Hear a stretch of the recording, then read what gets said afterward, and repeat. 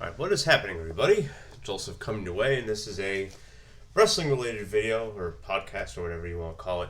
I figured I'd do something like this, just to add something to my channel here. Before I go into this, so if any of you have coming in here from my last Final Fantasy IX video, I do want to give you an update on that.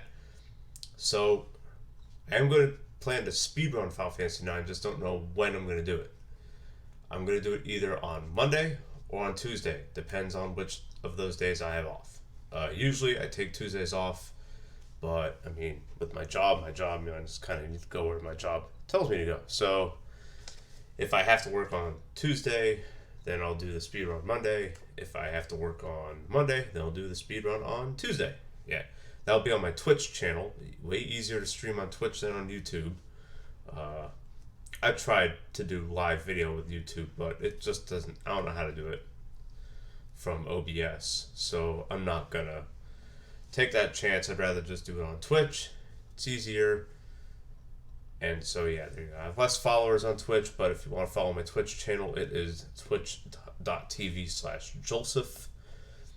Definitely tune in either on Monday or Tuesday. I'll let you know in the video description of this video which day that's going to be. That'll be finalized tomorrow, whether I work on Monday or on Tuesday.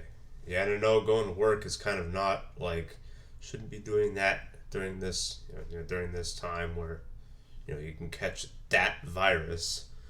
But the cases in my city aren't that high, so I should be fine if I just keep my distance from everybody and clean and wash my hands a lot and stuff. I don't spread virus all over myself by touching my face and stuff, so I should be okay.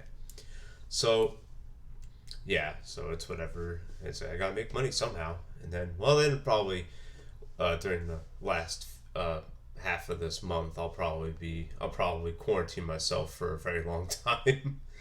Probably till June or so, whenever this all gets solved. And I think it'll be solved by June, but we don't know. But either way, I'll be alright. So, yeah. Anyways, so WrestleMania 13. What makes WrestleMania 13 a special WrestleMania? Was it as good as other WrestleManias? I don't think so. I think it was a kind of meh WrestleMania. It's really only there's only really one match that really defines the show. And I'm going to talk about that match, absolutely. But in 1997, WWE was going through, like I said, like you see on the screen, a transition. It was transitioning from, very almost live-action cartoon stuff that has lots of gimmicks and everything, to the more realistic stuff that ECW was putting out around this time. You know what I mean? And WWE, you could see that WWE was starting to take note of that in a lot of its matches and a lot of its segments in early and mid 1997. And then, of course, this all culminated into the beginning of the Attitude Era of WWE in late 1997. But that was months after this. Months after it. So, but you did see a little less gimmicks and stuff like that. A little less gimmicky stuff.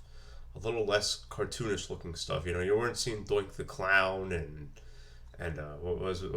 Duke the Dumpster Droese or whatever, and other stuff like that. Or the Goon. Remember the Goon? The hockey player dude?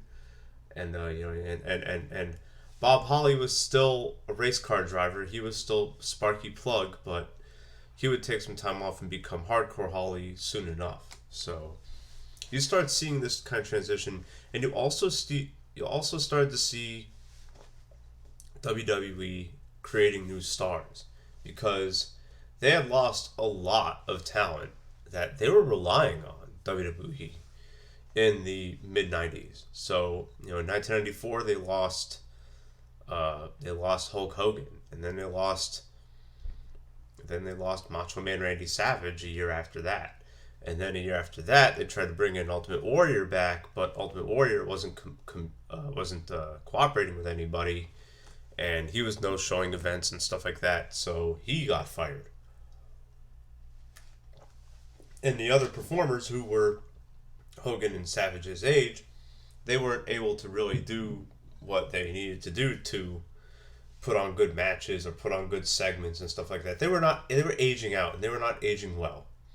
And they weren't able to recreate their character like Hogan did, and they didn't have a consistently entertaining character like Savage or Warrior for that matter. So in 1997, you really started to see that kind of transition where they wanted to trust guys like Rock and Triple H and stuff like that, and they do have matches on this show. And you get to see guys like Goldust start to come in to his own, and Owen and and Owen Hart and Mick Foley started doing good work, and these guys were not even like, they were like barely 30.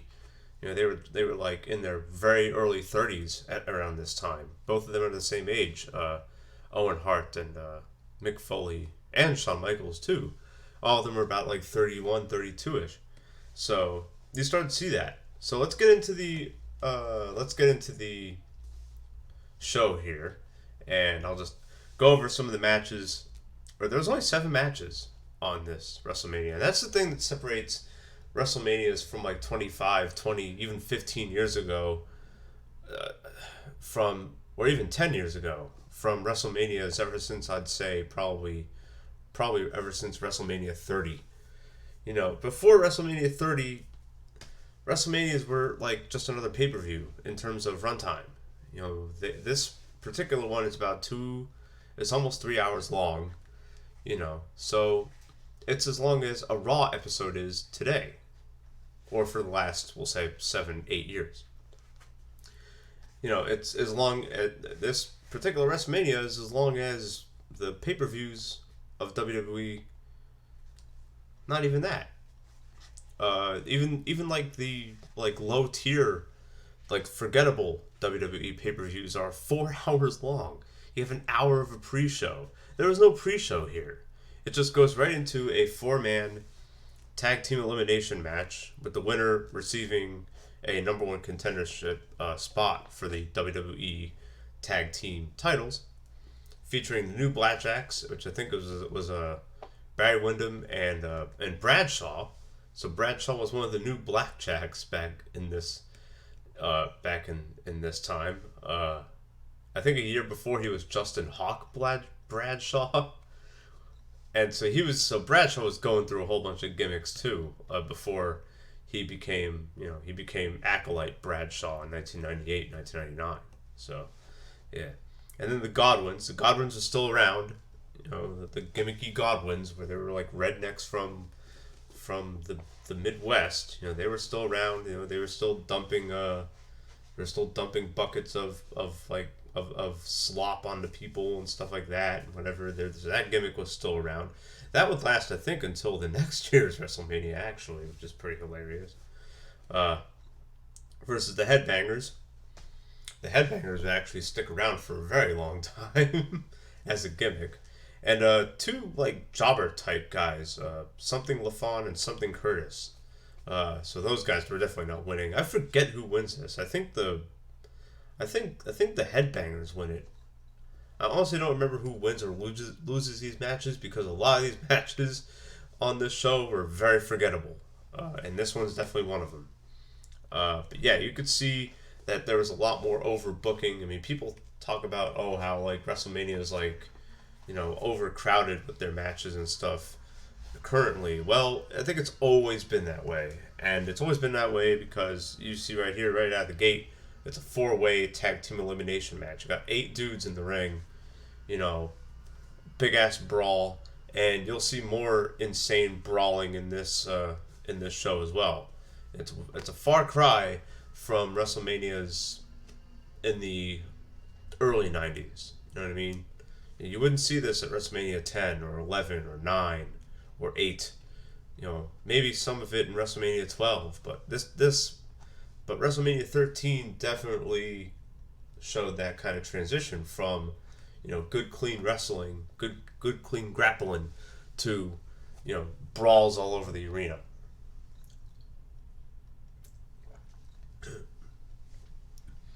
Next match we have The Rock. This is back when he was Rocky Maivia. This was when he was still the Blue Chipper Rocky, versus the Sultan for the Intercontinental Championship. And the Sultan came out with the Iron Sheik, who I forgot was still in WWE in 1997. It was pretty fun to see him. There were also a whole bunch of legends were in the front row too. They were kind of showcasing those guys. Towards the end of the match, the Sultan and what's his name, and the Iron Sheik, and I think Bob Backlund, all three of them beat up on Rock. And then Rock's dad comes out, Rocky Johnson comes out, and you have a nice, a feel good moment between them. I think Rock retains the IC title here.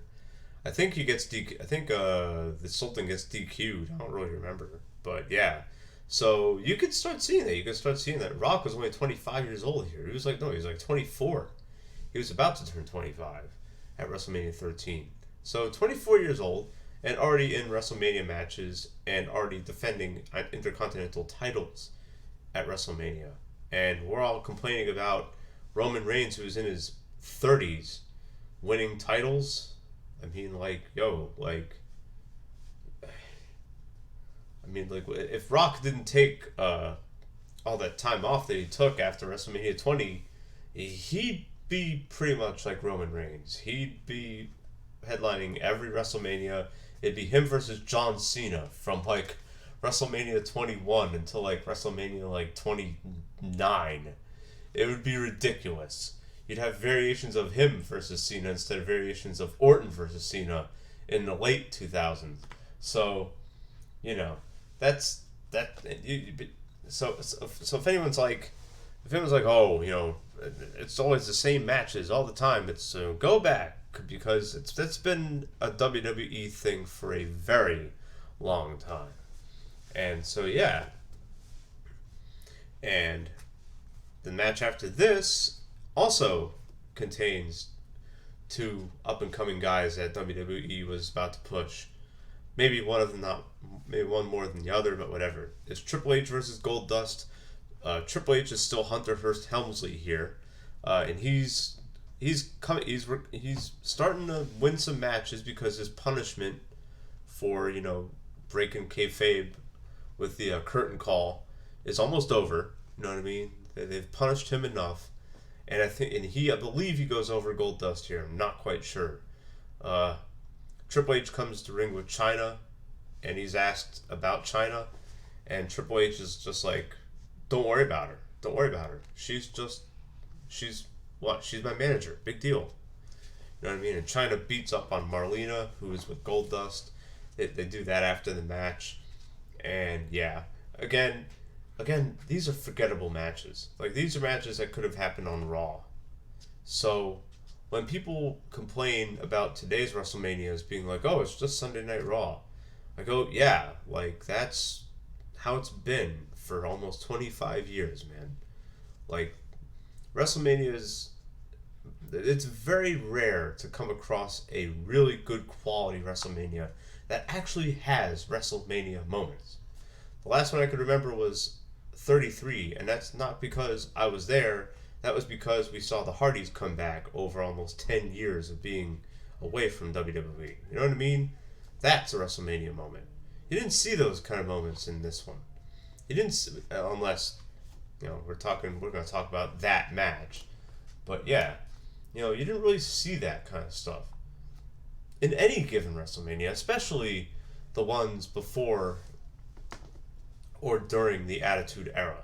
The Attitude WrestleManias 14, 15, 16, and I would argue that 17 could be an Attitude Era WrestleMania, but not really. The product was about to be a little bit more polished for WrestleMania 17, so But 14 through 16, they're kind of meh.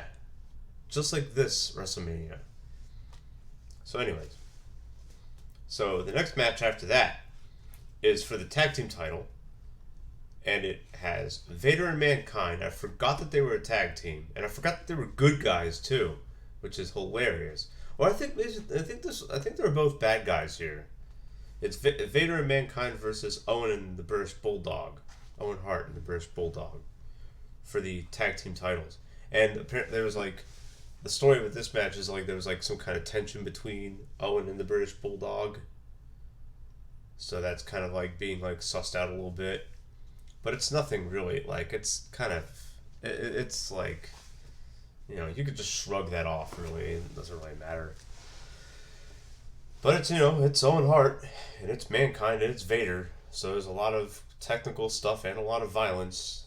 And the British Bulldog looked really good. All four of these guys looked really good. I mean, it sucks that the only one who's alive now is Foley. You know, Vader's dead, Owen's dead, Bulldog is dead. That's tough to swallow. You know what I mean? It's kind of crazy how 15 years after this WrestleMania, and you know, and three of these four, or yeah. Wait, no, when did Vader died in like 19? Right, he died last year. Yeah, so I mean, still, it's insane. But yeah, so there you go. I think I don't remember who has the titles here. I don't really care. But anyways, yeah. So okay. So now we're gonna talk about the match that this WrestleMania is all about, and that is Steve Austin versus Bret Hart. And this match made Steve Austin relevant. This match got people to pay attention even more to Steve Austin than was already than attention he already received. He comes out and he has he does like the glass shatter thing, which is really cool. Comes out of like a window with his like with the Austin 316 logo on it, which I thought was really cool. You know, and both of them are kind of like tweeners here. You can hear the crowd cheering for Austin here. Although he was booked to be a bad guy, he was getting over, and Bret was also booked to be a good guy, but he was not getting over, and people were kind of really sick of him. So this is where that historic double turn took place. But it didn't really take place in this match. And the match itself was a submission match, so you couldn't win with a pinfall. And Ken Shamrock was the referee, and he would start training to be a member of the roster in WWE later on in '97. So when people go, the only reason why Brock is winning titles is because he's a former UFC guy. You know, it's so, oh my God, why would they bring people from UFC to WWE? WWE has been doing that for close to 25 years. Even before this, even before '97, they were bringing all kinds of people who were playing different sports to join their roster and stuff like that, because that was the thing with WWE in the '90s. They were desperate to make some stars, and they needed to look in other areas.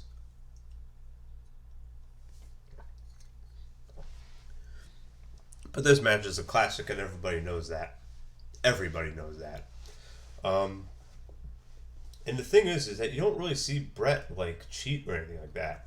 You see him, but he brings out like a more violent side of him that is usually reserved for his brother. You know what I mean? For Owen. But you see that with Bret here, which is really cool to see. So yeah, and like the more that this match goes on, you know, the more frustrated Bret gets, and yeah, the ending of the match is, of course, it's iconic. You see Austin's bleeding and stuff like that because he got hit with a chair from Bret, and Bret hit him with the ring bell and stuff. And so yeah, you see like the end of the match, like with Bret having Austin in the sharpshooter, and you know Bret's like, and Austin's like bleeding everywhere from his head. You could see the blood like in his mouth and stuff, and yeah, and Austin just he just passes out. can't continue, can't even tap. He's completely unconscious from all the pain that Bret was from all the pain that was being delivered by Bret. So, and that was that's what got the fans to cheer for Austin, because he lost the match as if he was a good guy losing the match. You know what I mean? So yeah. And after the match, Bret tries to mess with Shamrock, but doesn't. And Shamrock's like, okay, why don't you try to fight me? And Bret just walks away like a coward. So that turns Bret into a bad guy, but not completely. That's going to be later on during the championship match. But yeah, and then like some referees try to help Austin, but Austin stuns them. So you can definitely tell that things were changing, that the directions were changing in this very match, at this pay-per-view, at WrestleMania 13. Like, this match was pretty much, I think whoever was booking it, probably McMahon. I think Russo was booking at this time too, if I'm not mistaken. I don't remember. I think it was McMahon and Russo who booked this match and these shows. But it was WWE saying, okay, we're done doing the squeaky clean, the good old grappling. Now you're going to get to see a little bit of violence. Nothing like ECW was at this time, or even WCW, but it was getting there. It was getting there, and WWE was starting to understand that they needed to make new stars from Austin and those kind of guys. And they knew that, and they also knew that Bret was almost like that he was getting bored almost. So yeah.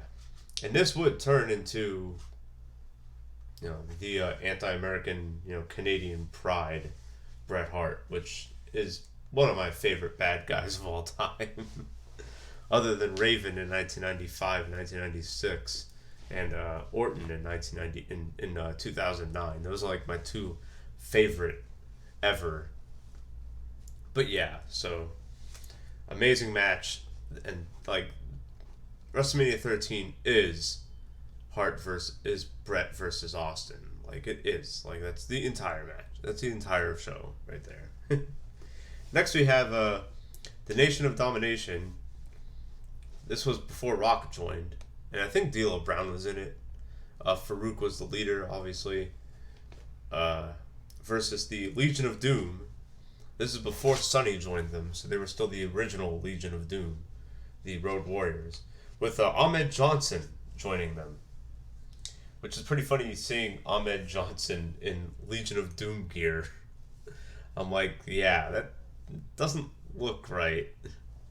So, and again, like, WWE follows up one brawl with that one crazy brawl with another crazy brawl, because this one was tornado style, so no tag-ins or outs were necessary. And it just went all over the place, and it was crazy. Like, this match was insane.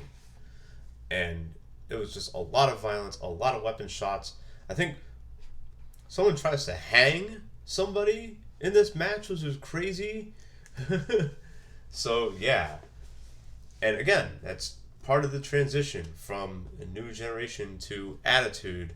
You see it in this match, you see it in the match before this. And you're starting to see it. You're really starting to see it with those two matches, for sure. Yeah. There wasn't any blood or anything like that, but there was a lot of weapons being used. Even the commentators were saying, and the commentating team was J.R. King and McMahon, because this was when McMahon was still the lead commentator, and he wasn't the boss yet. You know what I mean? He wasn't the $1 million man, McMahon, not yet. He will be eventually, obviously, but yeah. So he was like showing the character McMahon, but not really. Yeah, so.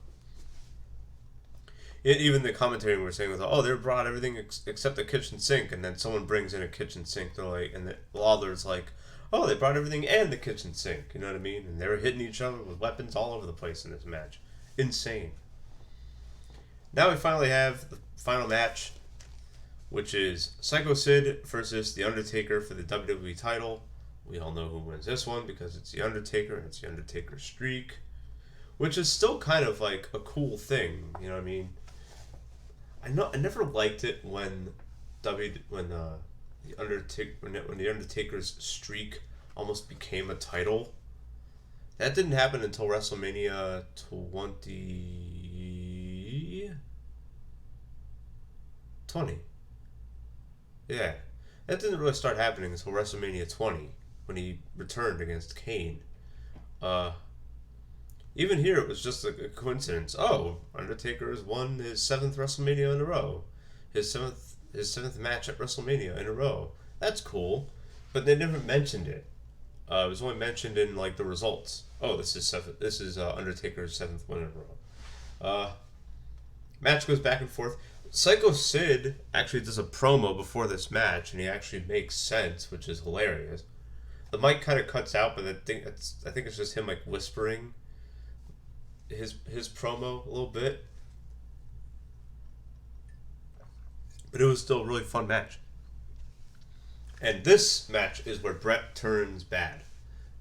So before the match begins, Bret Hart comes out and he disses Undertaker, he disses Sid, he disses Shawn Michaels, who came out because Shawn Michaels was hurt, or he was too, or he was too hooked on drugs to compete or to perform.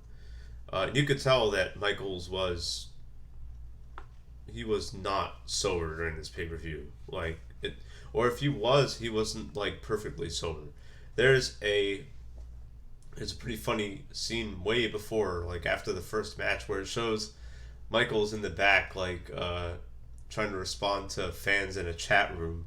This was '97 when AOL chat rooms were like the thing, and it shows him like hunting and pecking at the keyboard, which is pretty funny. And then when he comes out for the commentary, Jim Ross is like, what's better, actually competing or sitting here? And Michaels is like, I actually like sitting here way better than competing. I'd rather do this. So you could tell here that Shawn Michaels was really taking advantage of the fact that McMahon wanted to push him like crazy. Very much like Roman Reigns the last 5 years. Uh, but like but that's the difference between Michaels now, or Michaels in '97, and Reigns for the last 5 years, is that Roman in the last 5 years wasn't on drugs all the time. Here he was kind of like not taking his role serious. He was like, on commentary, he was just like insulting Bret Hart all the time. And yeah, so, and you see Bret Hart just like run in and get involved in this match probably half a dozen times. It was ridiculous. Uh, it was insane. Um, yeah, and that's what turned him bad, because he was just disrupting the match over and over and over. And Michaels even said, like, does he like just getting hit by these guys after he disrupts the match? It's like, holy Christ. You know what I mean? So yeah, and that's the end of WrestleMania 13. So, and Undertaker beats Sid and wins the WWE title off of Sid, I believe. Either that or he retains. I don't know. I didn't really pay attention to the results because I don't really care. I just wanted to talk about how WrestleMania 13 was like the transition WrestleMania from the New Generation era to the Attitude Era, and yeah, so there you go. And yes, you can look to the match between Bret and Steve Austin as proof that WWE was decisively going in a new direction, starting with this show. Like, and I think that was planned, because after this WrestleMania, you see there's a 20-minute segment between Shawn Michaels and Bret Hart, where they go off script and talk about each other's BS. I think like Shawn says something to Bret like, I don't obsess like you do. I do this because I like it. You do it because you think that everything, all of this is yours. And that could have easily been said about Shawn Michaels himself at that time. But it could also be it could also be the same. You could also say the same for Bret. So before this WrestleMania, you really did not see that kind of dialogue in a promo before. Same with the Sunny Days promo, which I think took place a little bit before or a little bit after this. I think a little bit after this, because that's when Bret was like hurt or something like that, and he had to come back for SummerSlam, I believe. So, yeah, like you did not see this kind of dialogue often at all before WrestleMania 13. The most you saw was from Steve Austin, and even that sounded a little bit scripted. So yeah, so another thing I liked about this WrestleMania, and that was pretty much WrestleMania's like throughout the entire '90s, was the narration for the what's it called, the promo, the packages for the matches. For example, the one before Bret versus Austin, you know, the narrator's like, "What happens when you become? What happens when you turn your back on your own values?" As they show footage of Bret Hart's promo after losing the cage match, after saying, you know, that whole oh, frustrated isn't the goddamn word for it. You know what I mean? Like, yeah, like, and they show like a slow motion footage of that with the narrator saying that, you know, almost telling the fans that, yo, like, Bret Hart is not the good guy that he used to be 3 years ago. Now he's turning into a bad guy. He's turning into something that he doesn't like, and he's embracing it. You know what I mean? Yeah, so, all right. So there we go. I've run my mouth for about a half hour. Hope you enjoyed this podcast thing, I guess. Prepare to hear a lot more. The next 2 months are, I'm going to be in my apartment just hanging out for a lot over the next 2 months because of, you know, what's going on around us, and I want to stay safe and not get sick and stuff like that. So, you know, the best strategy to take is to be up in my place all the time. So you're gonna see a lot more gaming stuff. You're gonna see a lot more wrestling related stuff. In fact, I'm gonna be rebooking a lot of key stuff over the years in wrestling, because I think I can do that, and I have a whole bunch of stuff written out. So yeah, and what I'm also gonna do is I'm probably gonna actually, because I'll have lots of time on my hands, I'll be able to actually edit stuff instead of just put something on OBS and talk. With gaming, I'm still gonna do that because it's more realistic, but with stuff like this, I'm probably gonna edit like crazy. Especially the rebooking stuff. Yeah, that's definitely that's gonna be edited like crazy. You know what I mean? Not like jump cut stuff, but like more like, you know, you'll get way better looking titles than this or whatever. So yeah. So, you know, be on the lookout for that. Maybe not in April, but definitely during May and definitely during June. Yeah. So that's, like I said, the Final Fantasy speedrun that I'm going to do, Final Fantasy 9, will take place either Monday or Tuesday, depending on which of those days I have off. What I'll do is I'll go into work tomorrow. I'll see if I can work on Monday instead of Tuesday, and I'll go from there, and I'll add that to the description. I will actually, and to the other Final Fantasy 9 video description as well, the final episode of that, of my Weapon Man run. I'll add that to the description as well. I'll be like, speedrun will be at blank time Eastern on my Twitch channel on Monday or Tuesday. Again, depends on which one of those days I have off. Alright, so thank you very much for listening. Like I said, you're going to see a lot more of this in the near future. And take care of yourself. Peace.